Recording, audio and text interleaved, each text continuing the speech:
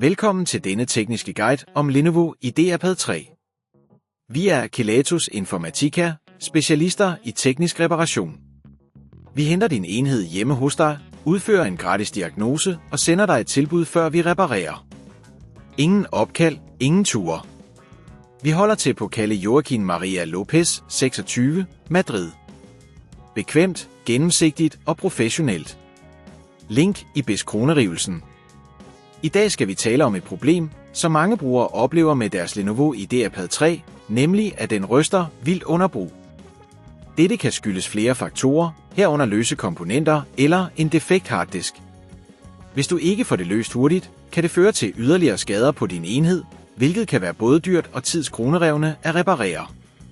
For at udføre reparationen skal du bruge nogle grundlæggende værktøjer, en stjernes kronerugetrækker, en flads kronerugetrækker, antistatisk håndledsrem og eventuelt en pincet. Det er vigtigt at have det rette udstyr, så du kan arbejde sikkert. Først skal vi åbne din Lenovo Ideapad 3. Start med at fjerne S-kronerugerne på bagsiden af enheden.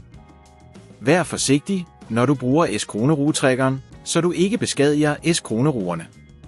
Når S-kronerugerne er fjernet, brug flads kronerugetrækkeren til forsigtigt at løsne bagsiden af enheden.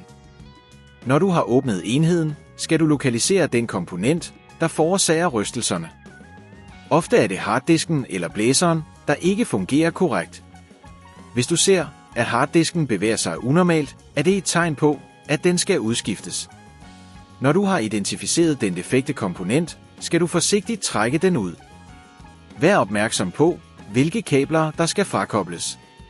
Hvis det på dette tidspunkt føles for kompliceret, så husk at vi hos Kelatos henter din enhed hjemme og sender den repareret tilbage til dig. Når du har fjernet den defekte komponent, skal du installere den nye. Sørg for at stramme S-kronerugerne korrekt, men ikke for hårdt, da dette kan beskadige komponenten. Når alt er på plads, skal du lukke enheden igen. Læg bagsiden forsigtigt på plads og S-kronerugerne i. Det er vigtigt at kontrollere, at alt fungerer korrekt, før du tænder for enheden.